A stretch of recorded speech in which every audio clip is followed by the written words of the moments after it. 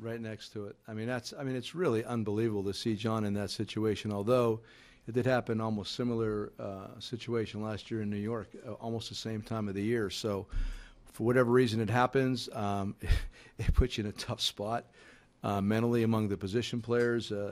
Your bullpen usage, when you can pinch hit, all kinds of things are altered by that.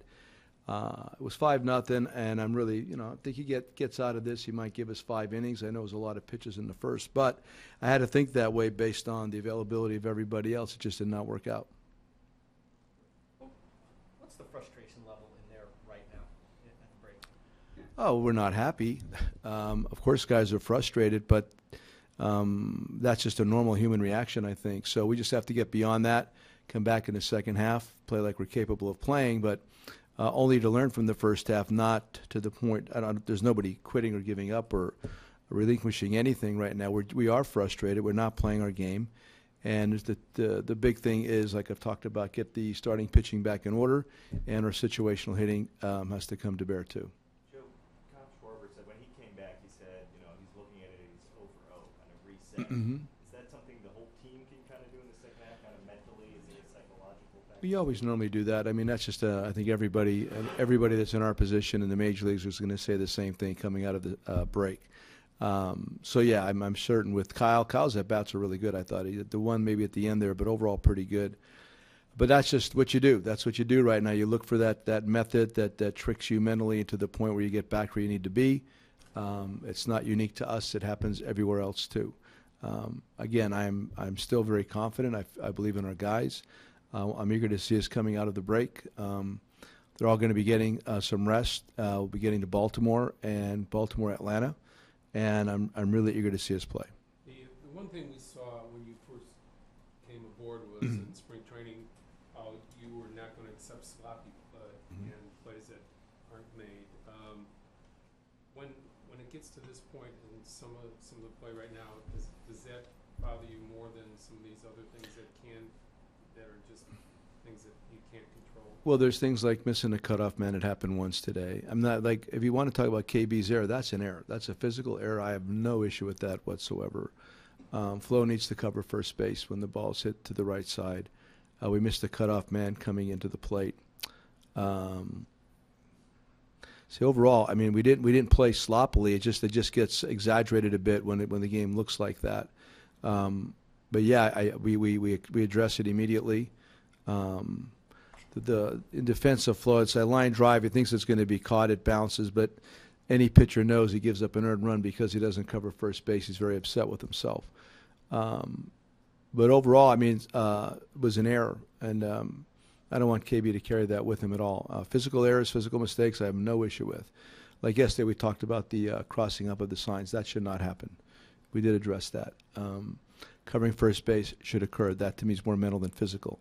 But physical mistakes are part of the game, and again, we almost out-hit them today after getting down 10-0 in the first inning. So the at-bats were good again. All right, to the very end, Caratini comes off the bench, gets 3. That's going to pick him up going into the second half. Albert came in, gets 2, hits a 2-strike hit to the opposite field. Then the guy hangs a fastball, hits a line drive to center. I like that too.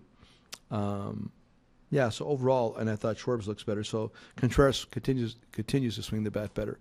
A lot of good things still occurring, but when you get down like that, I mean, negativity can be exaggerated very easily. I looked at it as that one moment, bad inning, but after that, did not play badly. So you're 43, 45 at the break, not where you guys want to be. Could you envision this start of the season this much going, wrong with guys not hitting at the same time? Could you kind of envision this? Of course, I didn't anticipate it. Anticipated better. Of course, I did. We did. But this is our reality. You deal with reality. You don't deal with theory. So theory's wonderful, and theory and reality coming together in a positive moment is always a good thing. But our theory and reality have not met yet. So we have to get back, play our game. We have to starting pitch well, take some innings off the bullpen in the second half. We have to hit more consistently well, especially with runners in scoring position. We do a great job of getting them out there. I mean, seeing pitches, working at bats were outstanding. The next level for us in the second half is to make sure that those runners score. So again, I think there's specifics that we can get better at that we've already talked about. So, and I don't know if you've noticed, the opposite field hitting's been better, a lot better more recently. Two-strike hitting's been better. Two-strike approach has been better. So there's like these minute improvements that haven't shown up because we haven't won last couple games. But overall, approach is good. So the minds are starting to shift in the right direction. And I have to continue along that method regarding the teaching perspective. So I'm seeing better. We just had a bad pitching performance 2 out of the last 4 days. It's hard to cover that. It's really hard to cover 9 runs in 3 innings and 10 in 1. It's hard to cover that. You talked about the vocal minority before the game. They got awfully vocal in the ballpark in that inning. Yeah, they did, and they absolutely deserve so. But then they stay. Our folks stay. I mean, I'm really impressed with their tenacity in a game like that to be able to stay that late. We're not, the game's lopsided.